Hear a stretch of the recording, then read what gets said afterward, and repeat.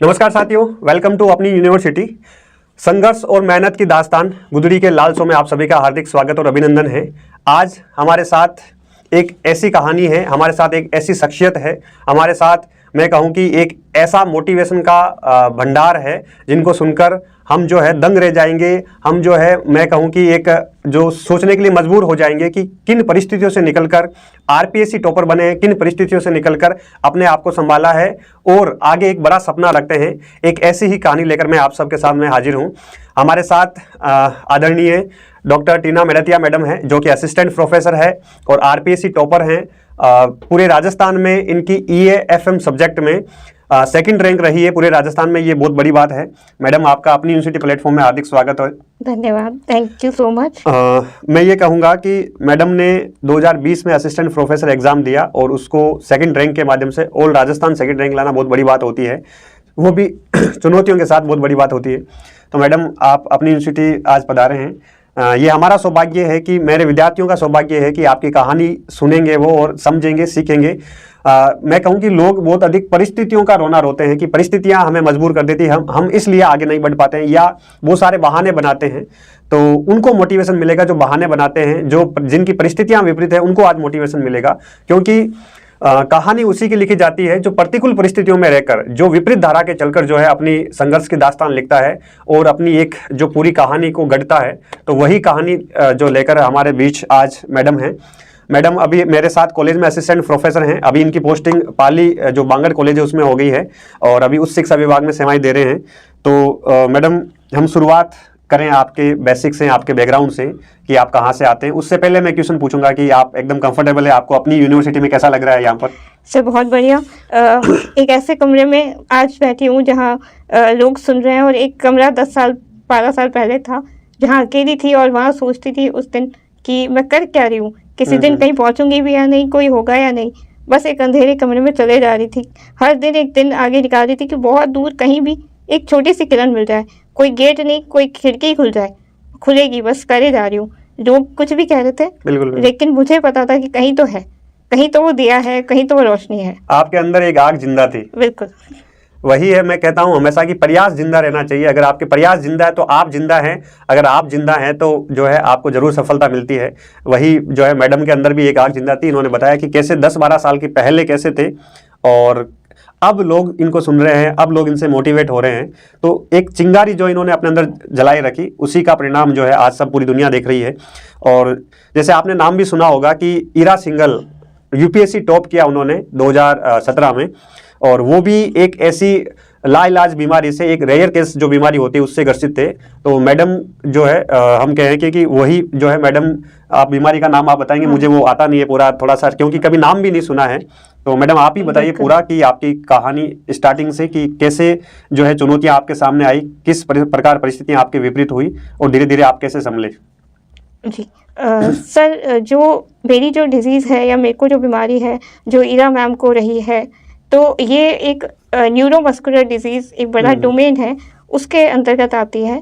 इसमें एस्ट्रोफीज़ और डिस्ट्रॉफीज़ अलग अलग प्रकार की हैं। तो डिस्ट्रॉफी में भी, जैसे मस्कुलर डिस्ट्रॉफी है, तो मस्कुलर डिस्ट्रॉफी में भी अलग अलग आपको बीमारियां मिलेंगी, ल्यूकीन, ग्रिंडल और भी बहुत हैं, जिसमें मुझे जो है, जिसको बाय बर्थ ये प्रॉब्लम है। तो कंजेनिटल मस्कुलर डिस्ट्रॉफी इसका नाम है, कंजेनिटल मस्कुलर डिस्ट्रॉफी। तो इसमें ये होता है कि ये आपका एक म्यूटेड जीन, मतलब कि ज़रूरी नहीं है कि आपकी फैमिली में इसको दूसरे किसी बच्चे या किसी इंसान को ये हो, लेकिन किसी एक में ये अगर जीन है तो वो उसको इसका इम्पैक्ट दिखेगा और वो ओवर टाइम दिखेगा। जैसे कि मेरे साथ, मैं एक नॉर्मल, एक सामान्य बच्चे की तरह पैदा हुई, ठीक है। कुछ लोगों को दिखने में कुछ पता नहीं चला कि बस हाँ ये है कि जैसे मैं अपने घर की दूसरी बेटी हूँ, तो ये हमारे समाज की एक कुरीति है कि लड़की का होना मतलब एक अच्छा संकेत नहीं माना जाता। तो वो एक आप कह सकते हो कि उस तरह से लिया गया एक मेरे जन्म को। बाकी किसी को ये नहीं पता चला कि मैं किसी बीमारी का शिकार हूँ या मुझे कुछ है। वो भी जब एक बच्चे को उम्मीद की जाती है कि हाँ अब वो एक एज में आ गया, उसका चलना बनता है कि वो चले, और तब मेरे अंदर वो देखा गया कि वो नहीं चल रही है, वो उसका वेट कर रहे हैं कि वो चल नहीं रही है। अच्छा। उसके बाद में लोगों ने धीरे मतलब मेरे फैमिली ने या आसपास के लोगों मैं ने। यहाँ पे आपको रोकना चाहूंगा मैम। जनरली क्या होता है कि क्योंकि आपको जो ये समस्या है, वैसे समस्या मैं कहूँगा नहीं, क्योंकि इसको एक शब्द में मैं कहूँगा कि ये आप विशेष तौर पे सक्षम हैं। मतलब इसको हम, बाकी सब लोग सक्षम होते हैं, मैडम विशेष तौर पे सक्षम है, क्योंकि सक्षम होने के बावजूद भी लोग सब कुछ होता है लेकिन फिर भी वो कुछ मुकाम हासिल नहीं कर पाते हैं। तो इस विशेष परिस्थितियों में भी मैडम ने सक्षम होकर अपना एक मुकाम हासिल किया है। तो जब ये आपको पता लगा कि ऐसी, क्योंकि आपका तो बचपन था, तो बचपन से ही चीज़ें बदल रही थी, तो फैमिली ने किस प्रकार सपोर्ट किया, फैमिली के लिए क्या चैलेंजेस थे, उनका रिएक्शन क्या होता है? फैमिली जनरली ऐसा होता है तो माता पिता की तो भावना जुड़ी होती है, लेकिन आस पड़ोस के लोग भी बोलने लग जाते हैं ये तो आपके लिए बोझ है, कहीं मतलब इसको जो है आप कहीं छोड़ के आ जाइए या फिर कहीं आश्रम में डाल दो। मतलब कैसे ऐसी चुनौतियां आपको फील करनी पड़ी या कैसा रहा? बिल्कुल सर, आपने दो बातें कही और दो मैं इनसे बहुत ही, आप नहीं भी मेंशन करते तभी मैं ये बात ज़रूर रखती कि एक स्पेशली चैलेंज, ये सच में आपने सही कहा कि मैं डिसेबल कोई वर्ड ही नहीं होता, क्योंकि सभी एबल तो होते ही नहीं है। कोई फिजिकली चैलेंज होता है, कोई मेंटली चैलेंज होता है, तो डिसेबल यानी परफेक्टली एबल तो कौन है? कोई भी नहीं है। तो सबके साथ अलग अलग एबिलिटी है, कोई मेंटली अच्छा कर सकता है, कोई फिजिकली। तो मैं अपने आप को डिसेबल नहीं कहती या विकलांग नहीं कहती।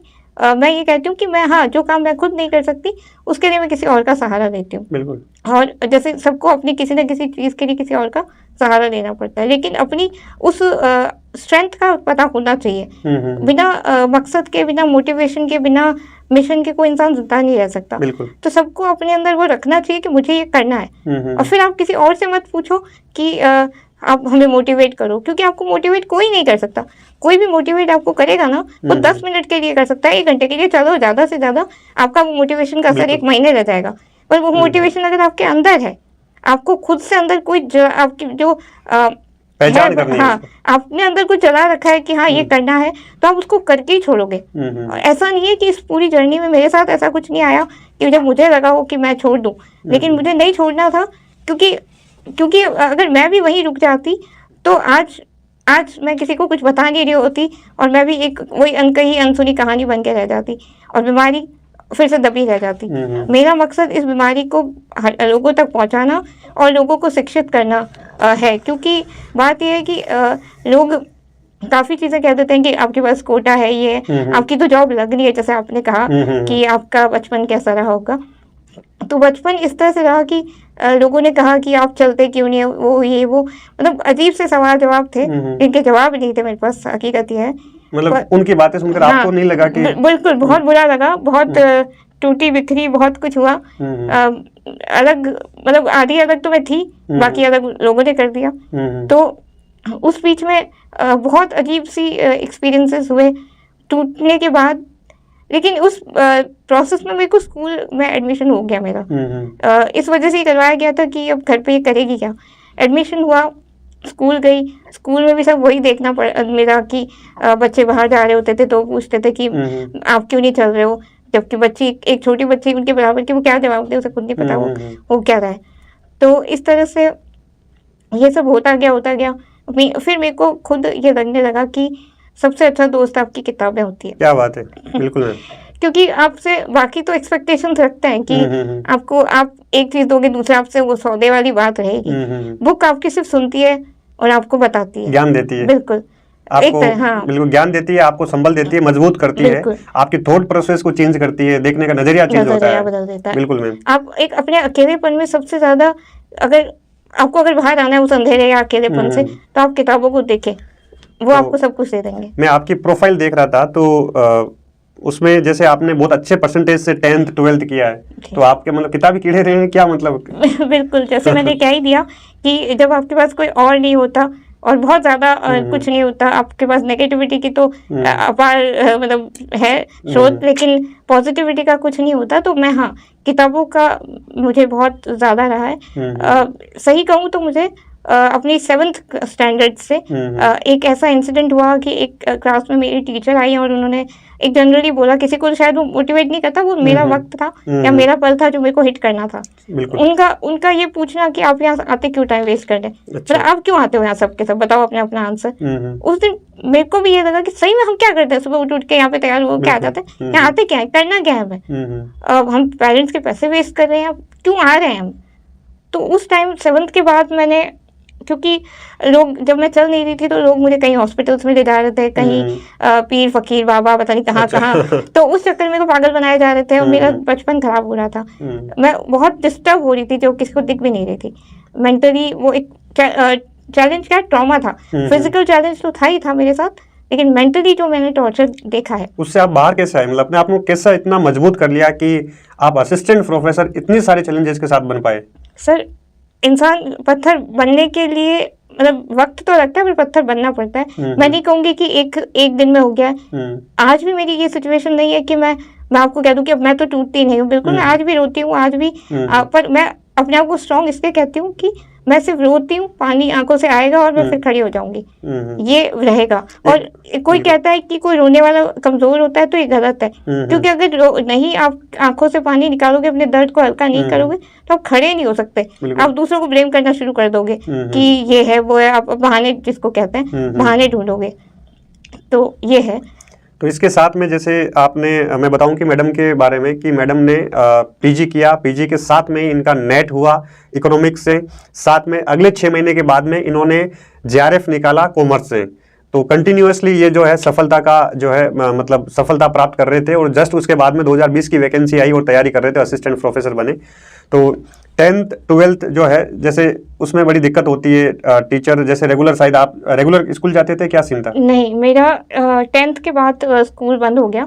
10th तक मैंने स्कूल कंटिन्यू किया, लेकिन उसके बाद जैसे मेरे को अपनी कंजेनिटल मस्कुलर डिस्ट्रॉफी, जिसका मैंने नाम लिया, इसमें बोन वेस्टिंग होती है, यानी आपका शरीर। थोड़ा सा मैडम मैं चाहता हूँ कि इसके बारे में आप खुलकर बताएं कि बोन वेस्टिंग कैसे, क्या फिर उसमें, ताकि इनको समझ में आए विद्यार्थी जो देख रहे हैं। जी, इसमें देखो, आपकी एज के साथ धीरे धीरे आपकी जो बोन्स है वो कमजोर होते होते वो कहीं भी किसी भी तरह से डिफॉर्म, यानी उनका बैंड होने शुरू हो जाती है, कहीं से भी किसी तरह से वो मुड़ना शुरू हो जाती है।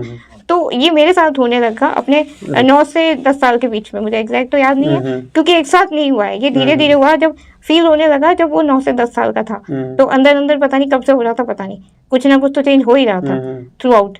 तो इस तरह से धीरे धीरे चेंज होने लग जाता है।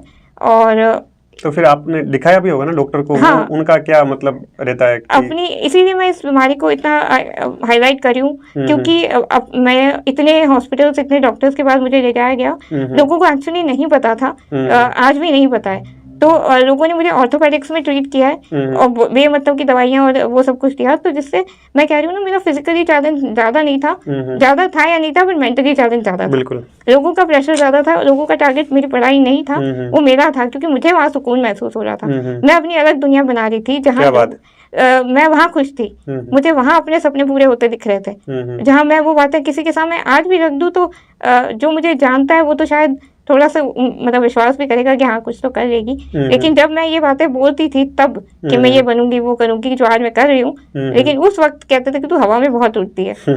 तो मैंने कहा हवा में या जमीन पे पता नहीं, लेकिन मेरे को इतना पता है, सपने अगर सिर्फ बंद आंखों से देखे जाएं तो वो सपने हैं। मैं तो खुली और बंद सपने देखती हूँ। तो मतलब ये है कि आपने सपने हमेशा ऊंचे देखे, कभी छोटा नहीं सोचा कि मेरे साथ इतनी सारी प्रॉब्लम्स है तो मैं नहीं कर पाऊंगी या मेरे लिए पॉसिबल नहीं है। आपने बियॉन्ड द लिमिट सोचा, है ना? ये बहुत बड़ी बात होती है, और ये एक देखने का नजरिया होता है, क्योंकि कहते हैं कि जैसा हम सोचते हैं वैसा बन जाते हैं। बिल्कुल बिल्कुल। तो आपने जैसा सोचा और वैसे आपने करके दिखाया, और आप बने भी हैं। बिल्कुल, जो ये आपकी बहुत, यही आपने जो कहा है, यही मैं आगे कहना चाहूंगी कि जैसा आप सोचते हो वैसे आप बन जाते हो। तो आपको अपने आप को ये डिसेबल वाला टारगेट टैग लगाना बंद कर दो। लोग आप पे लगाएंगे, आप लोगों से एक्सपेक्ट नहीं कर सकते कि वो आपको एक जनरल समझे। मेरे साथ भी हुआ ना, मैं फिर आपके सामने इसीलिए बैठी हूँ और उस वक्त अपने आप को टूटने से रोका कि कहीं पहुंचूं, और किसी दिन जैसे आज यहाँ बैठी हूँ आपके सर के साथ ये डिस्कशन कर रही हूँ, इसलिए कर रही हूँ, इसलिए नहीं कि मुझे कोई तारीफें या तालियां चाहिए, इसलिए कर रही हूँ कि किसी को दिख जाए तो कम से कम कोई उम्मीद करे। ईरा मैम को कोई देखता है तो वो एक एक्सेप्शन है, ईरा मैम से तो मुझे खुद को मोटिवेशन मिलता है।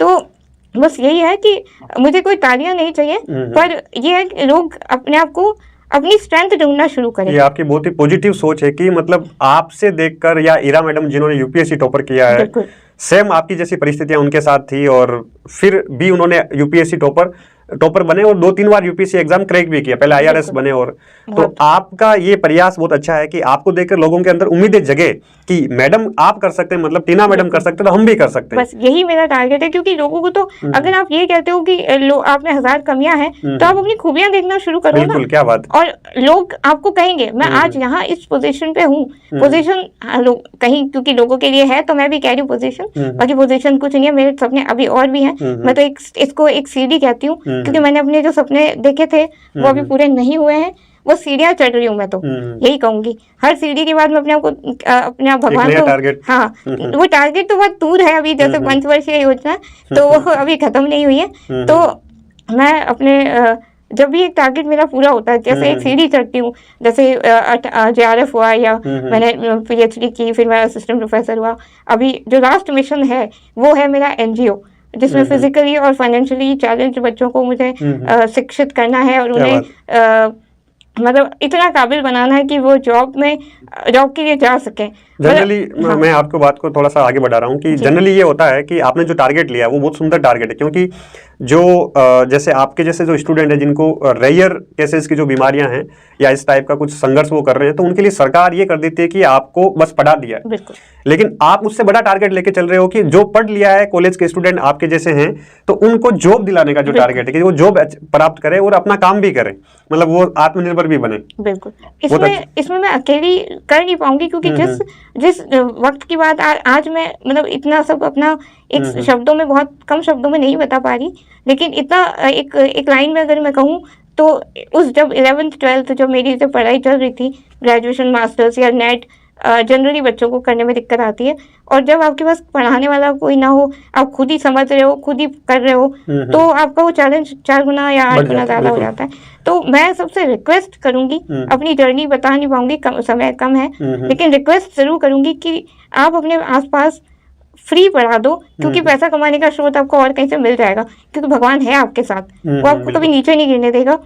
आप क्योंकि जब मैं पढ़ रही थी तो मैं हर दिन भगवान से प्रे करती थी कि भगवान कोई तो मुझे भेज दो, कि मुझे कोई बता दे, मुझे कोई अकाउंट्स के फॉर्मूले समझा दे, कोई ये क्रेडिट डेबिट बता दे, कोई मुझे ये लेक्चर समझा दे।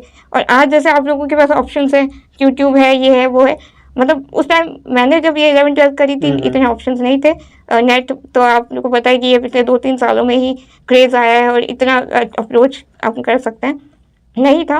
और ये भी हर किसी के बस की बात नहीं है, ये भी कुछ अच्छी फैमिलीज है जिनके पास नेट है, फोन है, ऐसे बहुत सारे पीछे लोग बैठे हैं। मैं सिर्फ फिजिकली चैलेंज की बात नहीं करती, मैं फाइनेंशियली यानी आर्थिक तौर से भी जो नहीं शिक्षित हो पा रहे हैं, मैं उनको भी इसमें शामिल करूंगी अपने NGO में, क्योंकि काबिलियत किसी इंसान में फिक्स नहीं है, वो किसी भी इंसान में हो सकती है। तो हमें इस वजह से वो काबिलियत अगर बाहर नहीं आई है कि उसके पास पैसा नहीं है या उसका शरीर किसी तरह से रुका हुआ है। रेयर डिजीज की बात नहीं है, किसी को ब्लाइंड, कोई अंधा भी है या किसी के पैर में कुछ अटक गया है उस वजह से।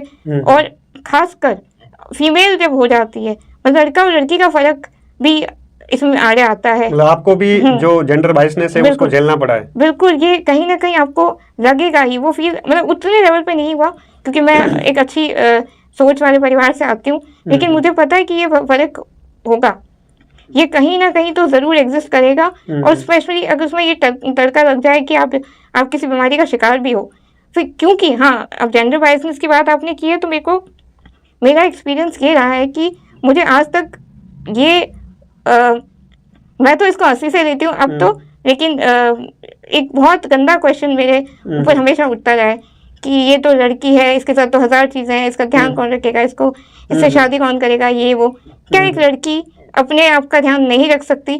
मुझे तो इन लड़कियों से पूछना है कि क्या तुम इतनी काबिल नहीं हो कि तुम अपना ध्यान रख सको? तुम्हें कोई लड़का ही चाहिए जो तुम्हें सारी जिंदगी ताने दे कि तुम हम पे बोझ हो? क्या तुम इतनी काबिल नहीं हो? तुम पैदा अकेले होके आई थी, किसी साथ होके आई थी? बिल्कुल, क्या बात है। आज जो है अंतर्राष्ट्रीय महिला दिवस भी है, 8 मार्च है।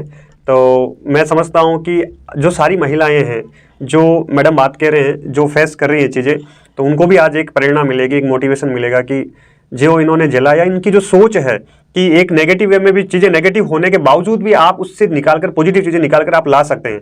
आपके आसपास का माहौल बहुत नेगेटिव है, लेकिन उसमें भी आप जो है पॉजिटिव अपने आप को बनाकर जिंदा रह सकते हैं, अपने आप को आगे बढ़ा सकते हैं, अपने को इंप्रूव कर सकते हैं। मैडम की अभी PhD सबमिट हुई है, अवार्ड होने वाली है, आपको एडवांस में बधाई। और दूसरा, मैडम बहुत एक्टिव हैं, अभी PhD के बाद में पोस्ट डॉक्टरल की भी सोच रहे हैं। साथ में आप जो है कई सारे नेशनल इंटरनेशनल कॉन्फ्रेंसेज में आपने भाग लिया है। अभी JNU में आपने शानदार इंटरनेशनल कॉन्फ्रेंस करवाई है, विशि साहब ने आपकी बहुत प्रशंसा भी की है। साथ में आप बहुत सारे रिसर्च पेपर लिख चुके हैं, तो बहुत एक्टिव हैं, हमेशा पढ़ते रहते हैं। मैंने कॉलेज में भी देखा है कि पढ़ते रहते हैं। तो ये जो इनके प्रयास है ये जिंदा है, और मुझे लगता है कि उसकी वजह से मैडम ये ग्रोथ कर पा रहे हैं। तो आपने UPSC का टारगेट भी ले रखा है? बिल्कुल बिल्कुल, वो मेरा टारगेट है। देखो, सपने बिना इंसान एक पल भी, मतलब एक दिन भी नहीं सो सकता। सुबह आप उठोगे, अगर आपको ये नहीं पता कि शाम तक करना क्या है, आप बड़े बड़े बोर हो जाओगे। आप कहते हो ना, हमें आराम करना है, हमें थका दिया, आप रहो। कोई मुझे कहता है ना कि हम थक गए, मैंने कहा आप बैठो बिस्तर में, उठो ही मत। आप शाम तक अगर आप कह नहीं दो ना, यार हमें तो बाहर जाना है, तो मैं बोल दूँ आपको। इसलिए मेरे लिए टारगेट्स ज़रूरी थे। मैं पागल हो जाती लोगों की सुन सुन के, और एक कमरे में एक सीट से जब मैं उठ ही नहीं सकती बिना किसी के सहारे से, तो मैं कहाँ जिंदा रहती है। अगर आपको, मैं अपनी बात नहीं कह रही, मैं सबके लिए कह रही हूँ कि प्लीज़, एक तो इंसान पहले ही दुखी है, भगवान की देन उसको मिल चुकी है। अब उसको बोझ ये मत कहो कि भगवान ने तुझे सजा दी है, ये उसके लिए आप उसके लिए मतलब चैलेंज और बढ़ा रहे हो, क्योंकि फिजिकली चैलेंज इतना नहीं होता है जितना आप उसको सपोर्ट नहीं करके उसका मेंटली बना देते हो। तो प्लीज उसको सपोर्ट करो। हमेशा ये कहो कि तो अपनी स्ट्रेंथ ढूंढ, तेरे में कौन सी खासियत है, तो कौन सी ताकत है, कौन सी काबिलियत है, तो उसे वो ढूंढने में हेल्प करो। वो आपको, मैं आपको गारंटी देती हूँ, अगर आपके 4 बच्चे हैं या 2 बच्चे हैं, तो उसमें बेस्ट होके निकल के दिखाएगा। क्या बात है। आप भी कितने बहन भाई हैं?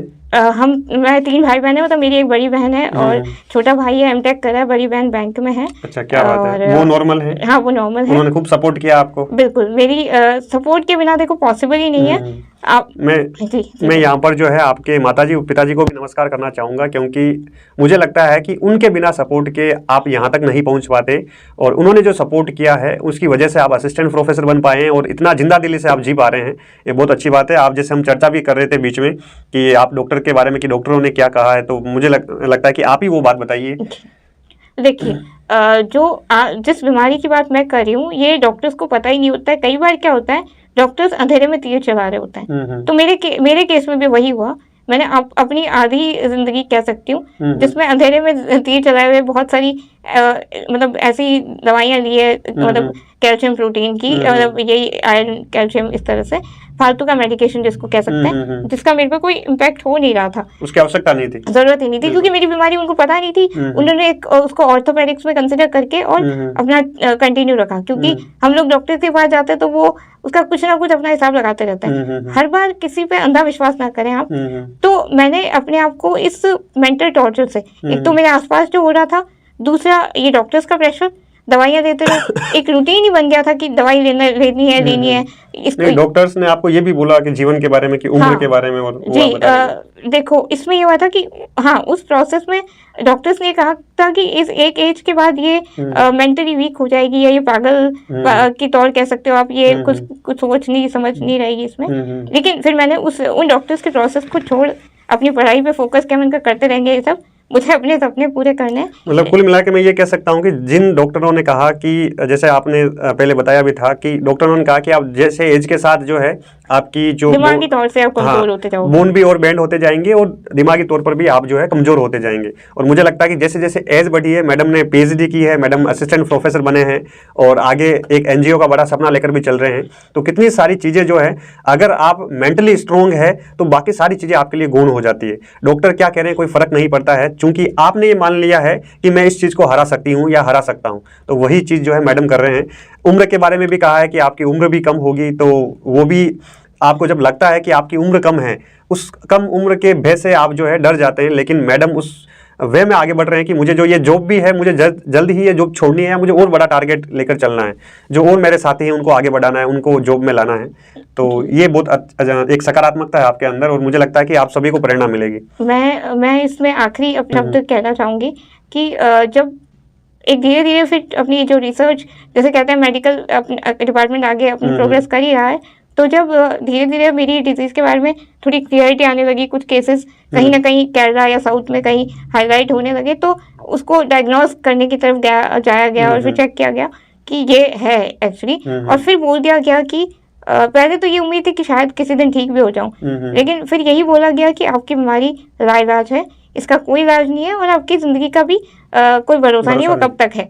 तो उस केस में मैंने, हाँ बिल्कुल मैं टूटी, मैं ये नहीं कह रही कि आज जैसे मैं आपके साथ खड़ी हूँ, कल भी मैं उसी वक्त भी मैं ऐसी थी, नहीं, मैं भी टूटी थी, मेरे को भी क्योंकि आपका जीने का मकसद ही आपसे छीन लिया जाए। कहते हैं ना, हम कहीं किसी भरोसे रहते हैं और भरोसा तो खींच लिया जाए कि नहीं यार हो ही नहीं सकता, तब तो हिल जाता है इंसान, और आपका मतलब एक बार के लिए आपकी जिंदगी पूरी तरह से तहस नहस हो जाए। तो उसमें से फिर उठी कि नहीं, ऐसा कैसे नहीं हो सकता, मैं तो फिर से उसी में जाऊंगी, मुझे तो फिर वही उम्मीद चाहिए कि हो सकता है और मैं करके दिखाऊंगी। ठीक है, अपने लिए नहीं, लेकिन इतना वो रिसर्च कहीं रुकी नहीं है, साइंस हमेशा प्रगति करती है, तो वो आज भी कर रही है।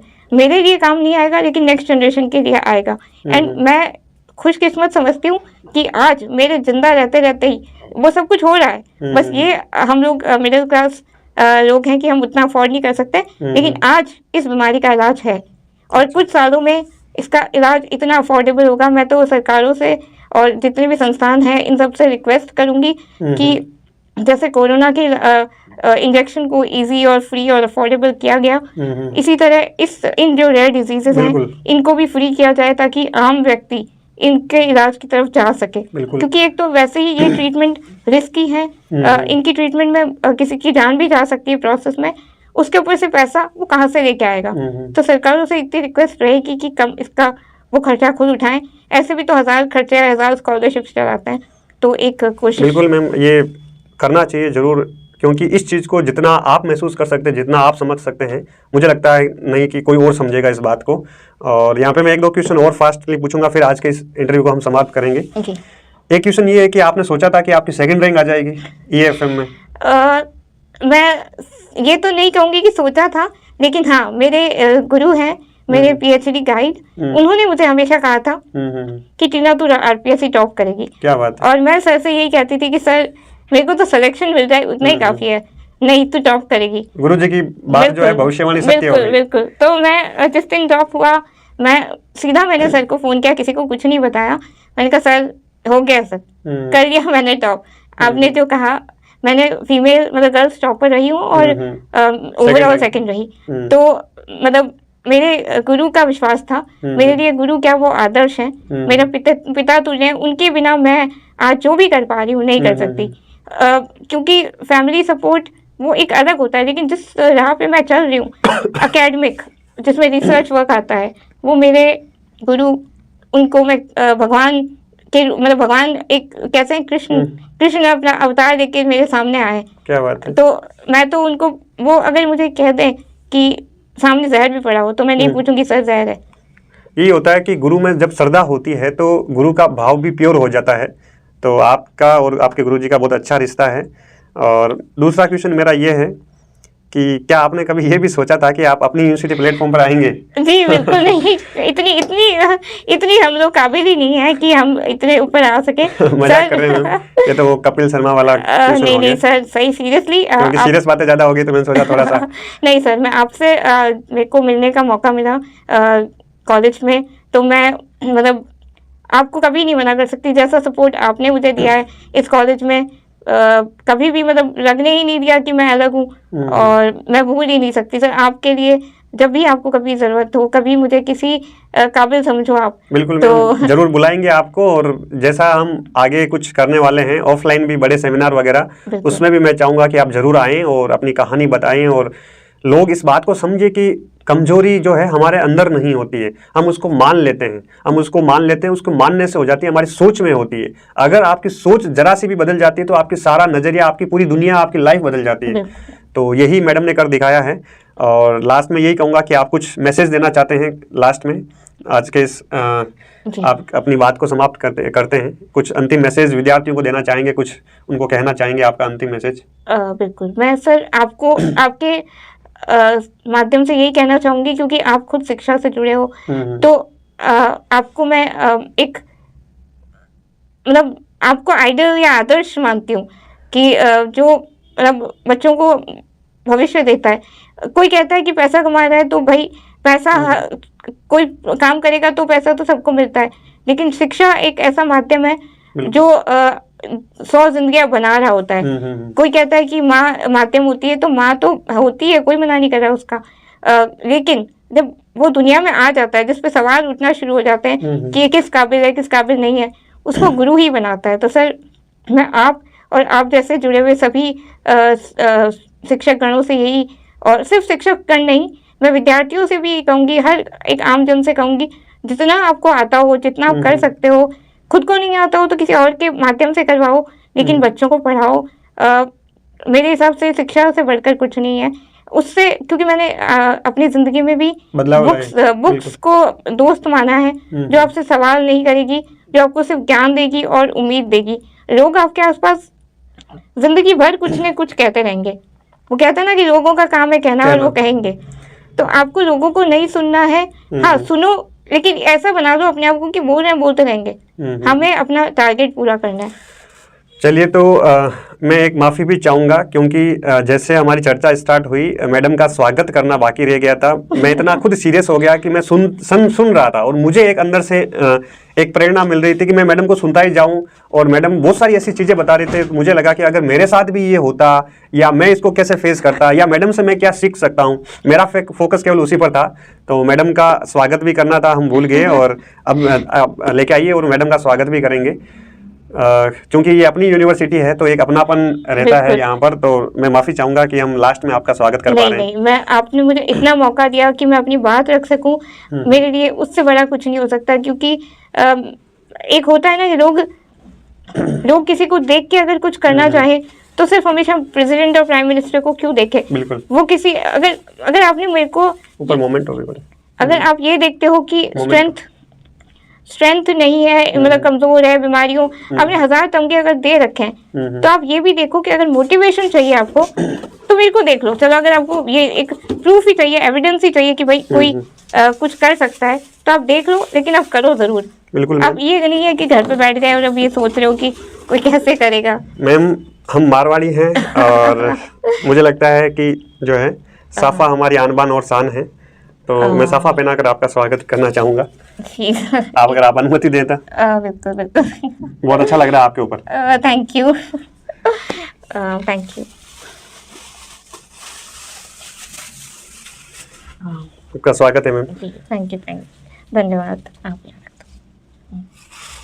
ये हमारी तरफ से एक स्मृति चिन्ह है अपनी यूनिवर्सिटी की तरफ से, कि आप अपनी यूनिवर्सिटी को जो है याद करते रहें। अरे सर, आपको भूल भी नहीं सकते और हम आपको भूलने भी नहीं देंगे कि आप मेरे को भूल जाओ। Thank you so much.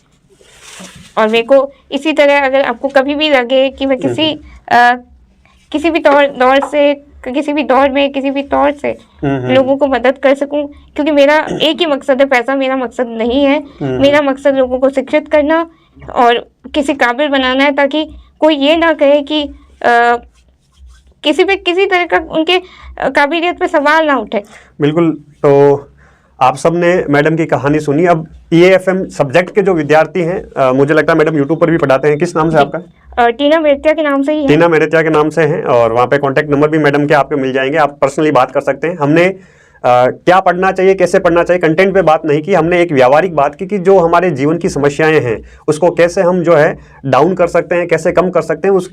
उस समस्याओं की, इस विपरीत परिस्थितियों के बावजूद भी हम संभल कर अपने जीवन को बहुत ऊंचे स्तर पर ले जा सकते हैं। केवल अपनी सोच के परिवर्तन से, केवल अपने दृष्टिकोण के चेंज से, परिवर्तन से हम बहुत कुछ बड़ा अचीव कर सकते हैं।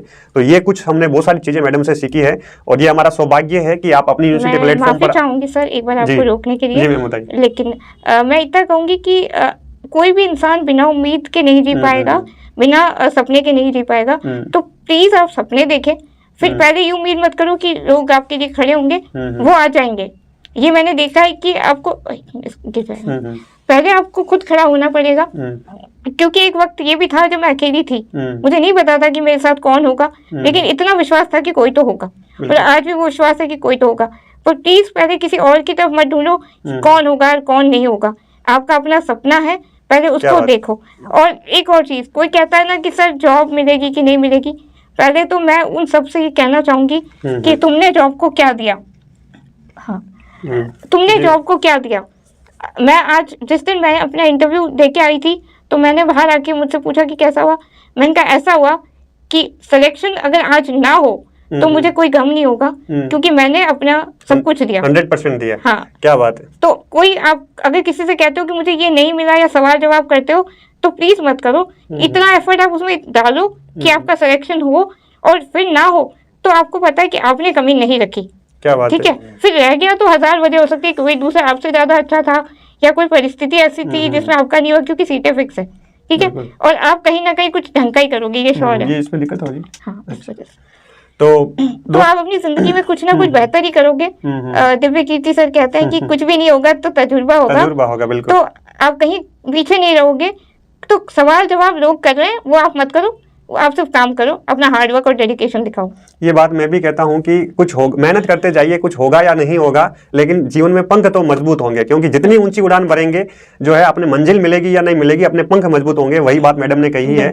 और एक सबसे सुंदर बात कही है मैडम ने कि आप मेहनत करते जाइए, अपना 100% दीजिए, जो होगा वो देखा जाएगा और वो अच्छा ही होगा। हो सकता है थोड़ा समय लगे, तो समय का हमें इंतजार करना पड़ेगा। बस अपनी मेहनत को जारी रखिए। और मैं मैडम से चर्चा भी कर रहा था, मैडम भी बहुत अधिक हार्ड वर्किंग है, बहुत अधिक मेहनती है, और जितना आप परिश्रमी होते हैं, मेहनती होते हैं, तो आपकी सारी जो है कमजोरियां, आपकी जो सारी समस्याएं हैं वो पीछे हो जाती है। आपका जो कॉन्फिडेंस है, आत्मविश्वास है, वो आगे आपको ले जाता है, आगे आपको बढ़ाता है। तो मैम आप यहाँ पर पधारें, आपका बहुत बहुत आभार। हमारा ये सौभाग्य है, हमारे सारे अपनी यूनिवर्सिटी के विद्यार्थियों का सौभाग्य है कि आपको जो है सुना है और उनको जरूर प्रेरणा मिलेगी आपकी कहानी से। एक मोटिवेशन मिलेगा कि मैडम अगर कर सकते हैं तो हमारे लिए तो चीज़ें बहुत आसान हैं, हमारे सामने कोई चैलेंज नहीं है। इधर मैडम के सामने तो जो है हजारों चैलेंज थे, सारी चीज़ें जो है, सारी परिस्थितियां विपरीत थी। उस विपरीत परिस्थितियों में उस धारा के विपरीत चलकर अपने आप को जो है स्ट्रॉन्ग किया, अपने आप को गढ़ा है, अपने आप को जो है स्थापित किया है, अपने आप को ये दिखाया है कि मैं कर सकती हूँ। तो वो भावना हमारे अंदर भी होनी चाहिए और जरूर हम आपसे सीखेंगे। आपका बहुत बहुत आभार मैम, और कोशिश करेंगे जब भी ऐसा कुछ कार्यक्रम होगा हम आपको जरूर बुलाएंगे। और मुझे उम्मीद भी है कि आप जो है समय निकालेंगे और आएंगे। बिल्कुल बिल्कुल, किसी भी वक्त। मैंने कहा ना कि ये जो जिस क्षेत्र में या जिस विभाग में मैं आई हूँ, जाने को मैं किसी भी विभाग में जा सकती थी। इतना विश्वास था मुझे कि मैं इतनी मेहनत करूंगी कि कहीं ना कहीं मेरी जॉब जरूर होगी। और मुझे लोग कहते भी थे कि तू दूसरा फॉर्म क्यों नहीं भरती। मैंने कहा नहीं, मुझे इसी डिपार्टमेंट में जाना है, क्योंकि शिक्षा विभाग सारे विभागों की जननी है और मेरे को लोगों को पढ़ाना है, तो मैं इस विभाग में हर वक्त तत्पर रहूंगी। कोई किसी भी वक्त मुझे याद कर सकता है। चलिए मैम, तो आपका बहुत बहुत आभार। और तो दोस्तों लगे रहिए, ऐसे ही कुछ और कहानियाँ, ऐसे ही कुछ मेहनत और संघर्ष की और दास्तान मैं जरूर आपके सामने लेकर आऊँगा। हमारा जो सपना है इस बार 2024 में असिस्टेंट प्रोफेसर बनने का जरूर पूरा होगा। आप मैडम से प्रेरणा ले सकते हैं और अपने जो संघर्ष है उसको जारी रखिए, अपनी मेहनत को जारी रखिए। आगे खूब सारी वैकेंसीज आ रही है, खूब सारी जो है आपके सामने अवसर मिलेंगे। बस उस अवसर को आप चुनौती समझकर उसको अपना लीजिएगा और अपनी मेहनत को जारी रखिएगा, जरूर सफलता मिलेगी आप सभी को। हम दोनों की तरफ से, पूरी अपनी यूनिवर्सिटी परिवार की तरफ से आप सभी को wish you all the very best. Thank you, good luck.